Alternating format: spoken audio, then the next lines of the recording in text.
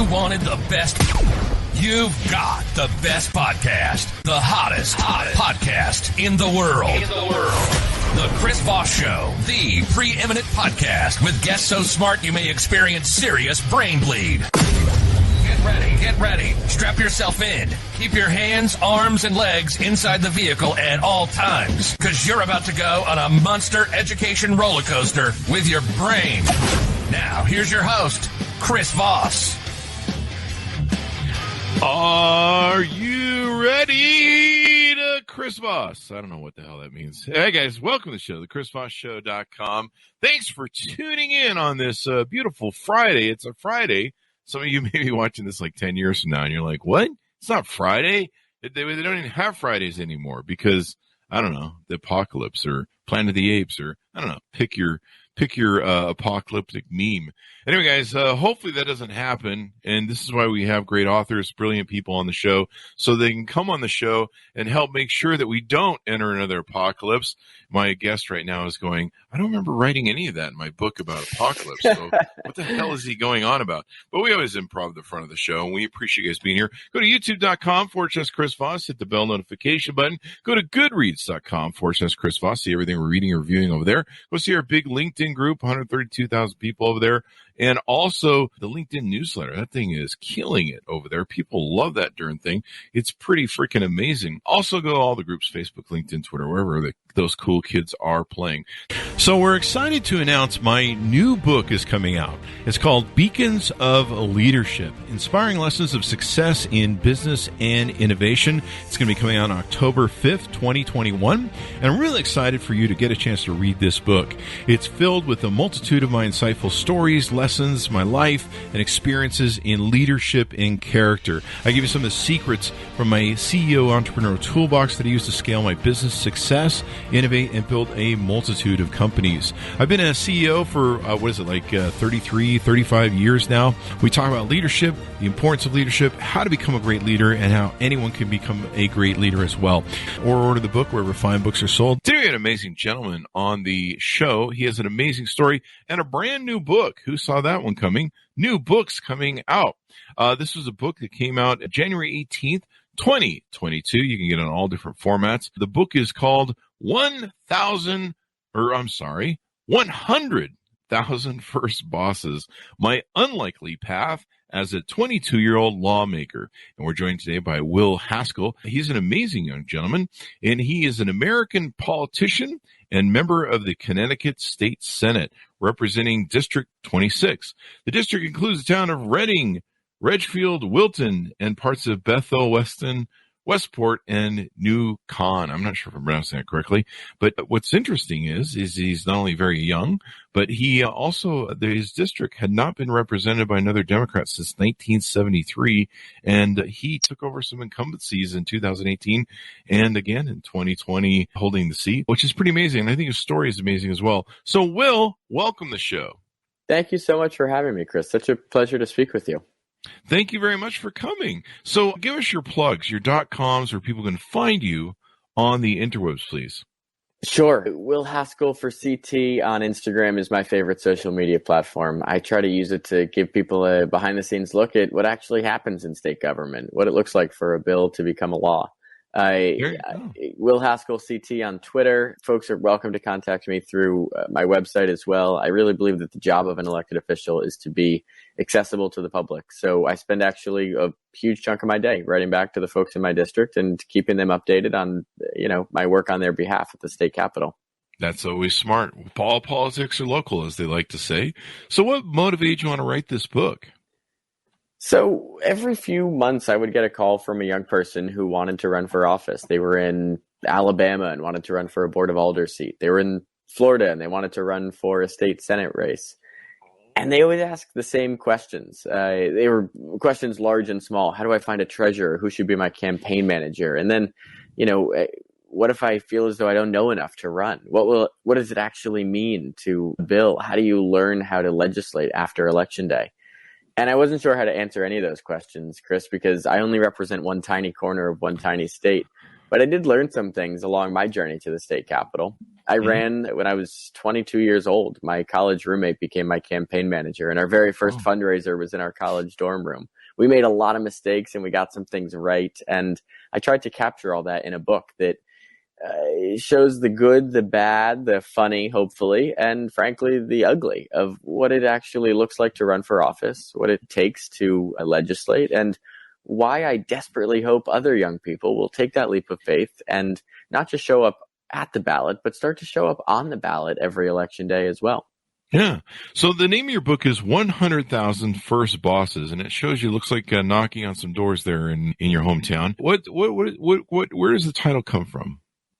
So this was my first job out of college, and everybody's first job has a lot of stress associated with it, right? You're eager to please your first boss, to reassure them that they've made the right choice when they went out on a limb and hired you.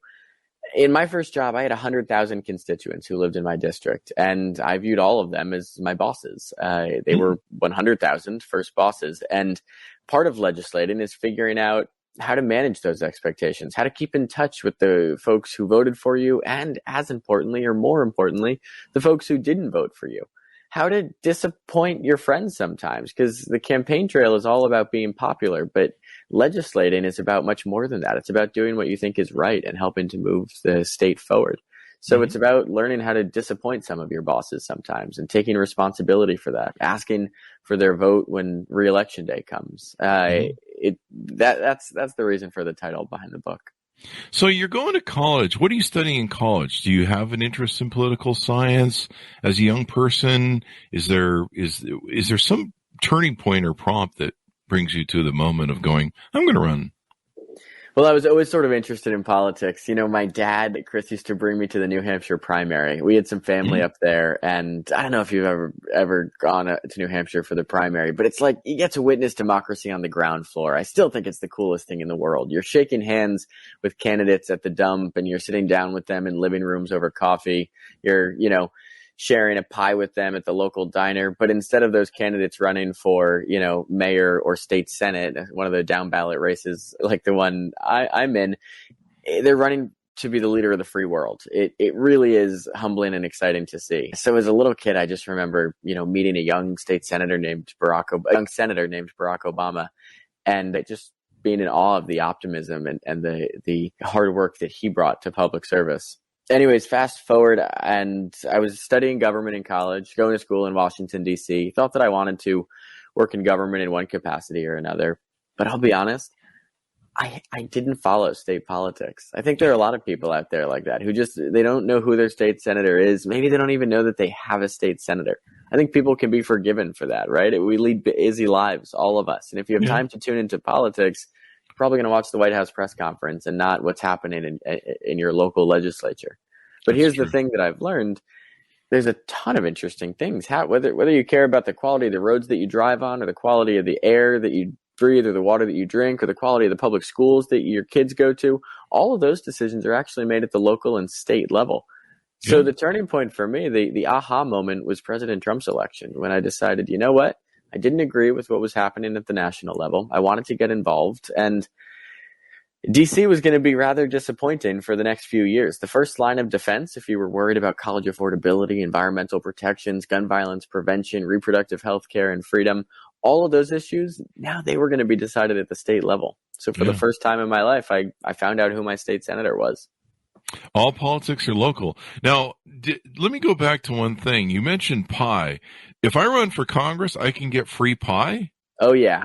I have to say, though, the quality of the food that you eat at campaign events, it varies, man. I actually go like this. I went to my old elementary school last week to talk to students, and I gave a little spiel about local and state government and how their voice was important. And I said, does anybody have any questions? And this one hand in the back shot up. So of course, you got to call on that kid first. And he was like, do you ever have to go to events where you eat things that you don't like? And I was like, yes, all the time. All the time. That's such a great question. Note to self, start running for office and have a pie campaign. So, yeah. The America can be better, damn it, if we just make better pies. That can turn him. You know, it used to. I mean, that's how America used to be great. When America was great, I mean, I'm just doing a bit here. When America was great, we had apple pie and baseball, and we still have baseball, but it's boring. Anyway, I'm just joking. You know, we lost 2 people in the baseball crowd there. Oops. And people on the rhubarb pie are probably like, "Why'd you choose apple? Fuck you! I'm turning this off now." So I've lost that crowd as well.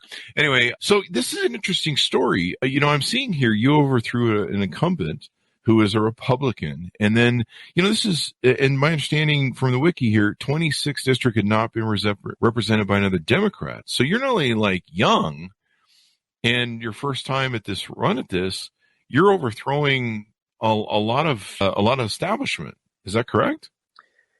Yeah, so I'll be frank, because the theme of this book is full disclosure, right? I thought you were Will, not Frank. You're right. Okay, I'll be Will. I had to do an airplane joke there. Anyways, you know, the theme of the book is honesty, and I want to give people a real look at what this process was like.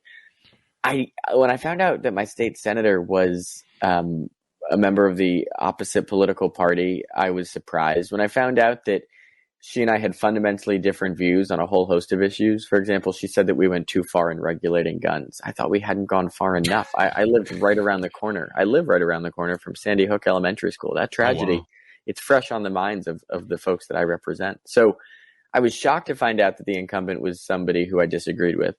I was really shocked to find out, Chris, that it was somebody who had been in office for longer than I had been alive. And then the final straw that broke the camel's back was when I learned that nobody else was running. Sometimes when there are longtime incumbents, everybody just starts to assume that the seat belongs to them. But that's nonsense, right? In a democracy, the seat belongs to the people who show up on election day. So I decided to throw my hat in the ring, not because I thought we were going to win. The district, as you said, it hadn't been held by a Democrat since the 1970s. But I thought that running was important. Even if we lost, it's just a valuable, even if your listeners disagree with everything else I say today, we all should agree that incumbents should be held accountable for their voting record. Every candidate should have to go out and knock on doors and defend the work that they've done. When you're speaking on behalf of constituents, you owe it to those constituents to circle back and talk about your voting record and, have your feet held to the fire. So that was our goal initially. So how did you beat her initially? What was your strategy? What was the difference that made?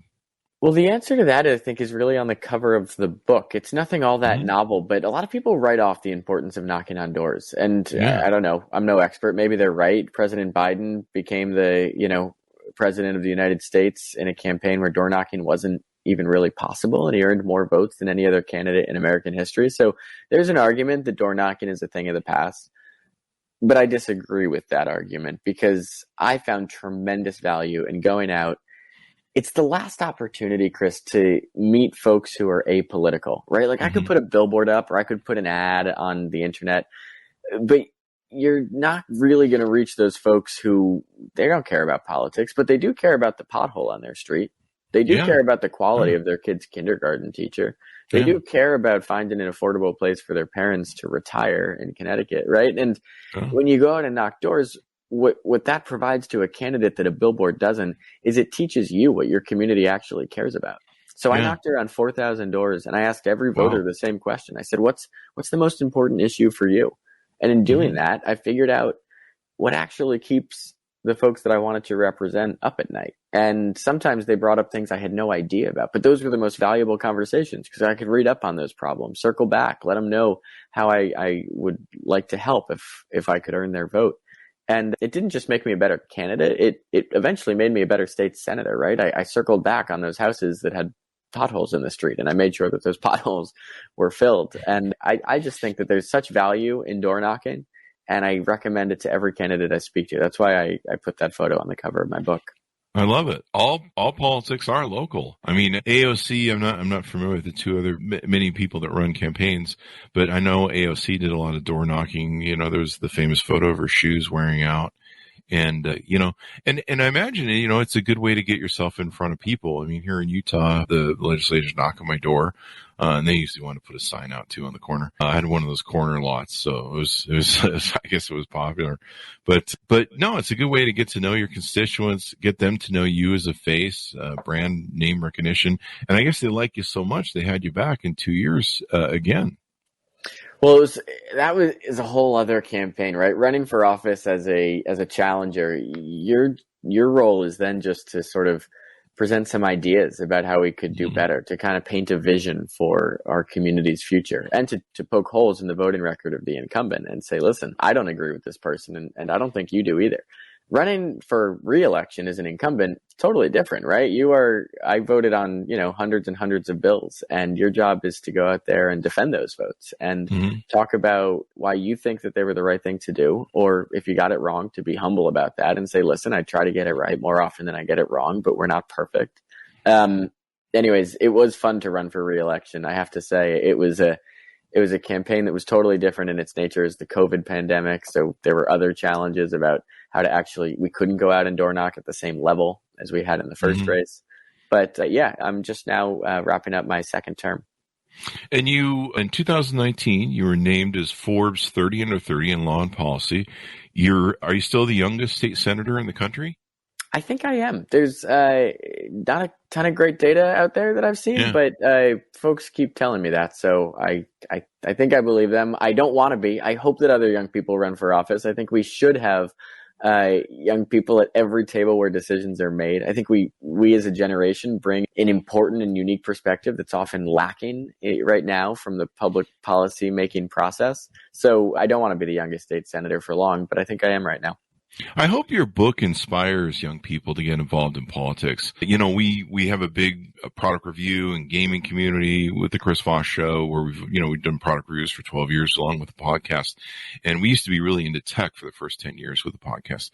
And so, I see a lot of young people and they're really discouraged. They don't care about politics. They think politics are stupid. I have to admit, when I was young, I thought it was too. And this is their future. I am a moderate Democrat, but I was reading, just today about Mrs. Feinstein, and I'm not knocking her record or what she's done, but, she's 88. And I guess there's some leaks coming out that maybe it's time to go, and maybe her mental state is not good. And I'm not knocking her. I'm just using the example of, we have a lot of very old people in Congress who kind of, in my opinion, I'm not saying Mrs. Feinstein is out of touch. I'm just using this as an example. But, when I see a bunch of very old gentlemen and women up on the daises at Congress, and they serve well and they serve power.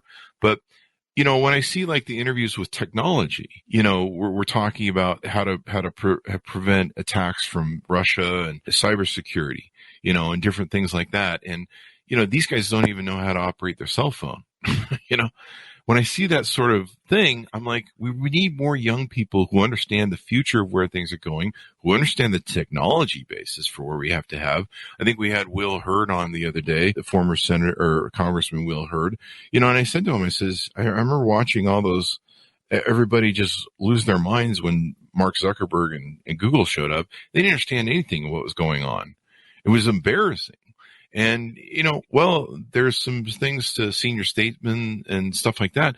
We also need more younger blood. There needs to be more of a balance, I guess, is maybe what I try and suggest of people. And I hope your book inspires young people to get involved, to give a damn about their future, because this is their future. It's exactly how I feel, Chris. Every day, whether it's in your local town hall or whether it's at your state capitol, or as you said, whether it's at the Congress of the United States, folks are sitting around these tables and they're making decisions about what the next 10, 20, 50 years of American life will look like.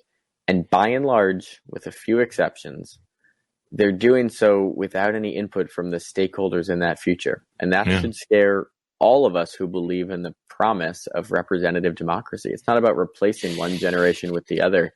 It's about anyone who's touched by public policy should have a say in creating that public policy. That's why we fight so hard to elect more women into office. It's why I believe so strongly that we need more people of color in office. And it's why I'm really dedicated to making sure that more young people step up and do decide that they're going to pursue public service, because they uniquely know what it's like maybe to participate in a school shooter drill. They know how hard it is to try to afford a degree in the 21st century. They know what affirmative consent should look like on a college campus, and maybe tragically what it doesn't always look like. They know that climate change isn't just like an academic problem, but poses a real existential threat to their ability to lead happy and healthy lives. There's so many valuable insights that I think young people could bring to the table that right now are just overlooked at every level of government.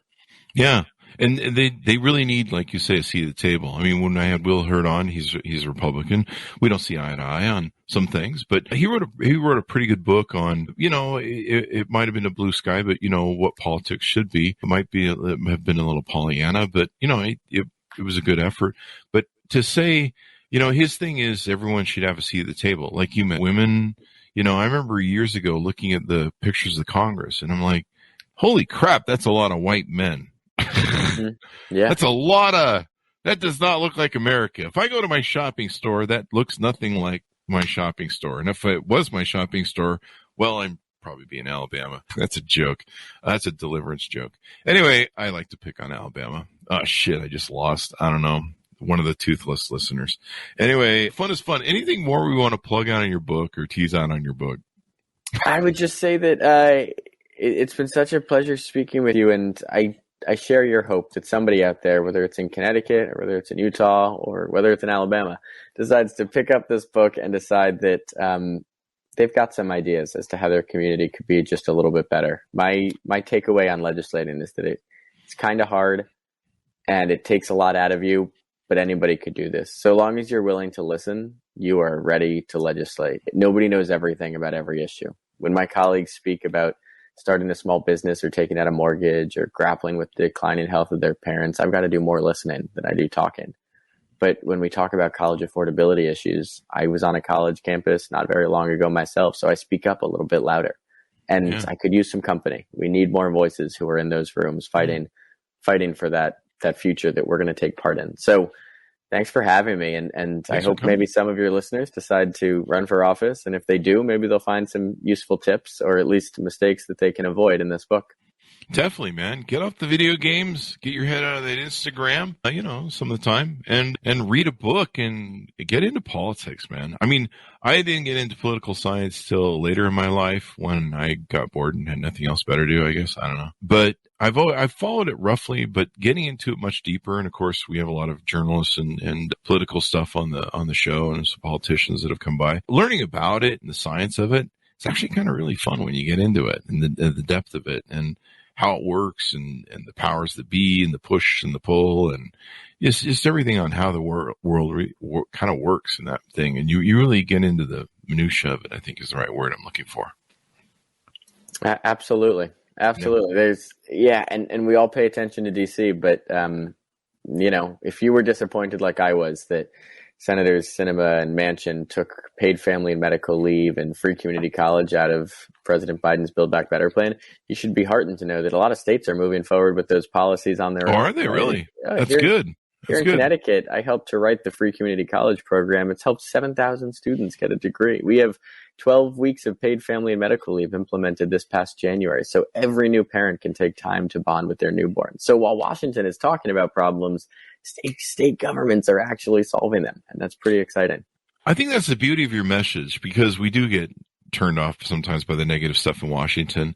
And it may be the message to young people that you can do so much different at a local level. Get involved and do stuff. It's been wonderful to have you on the show, Will. Thanks for coming by.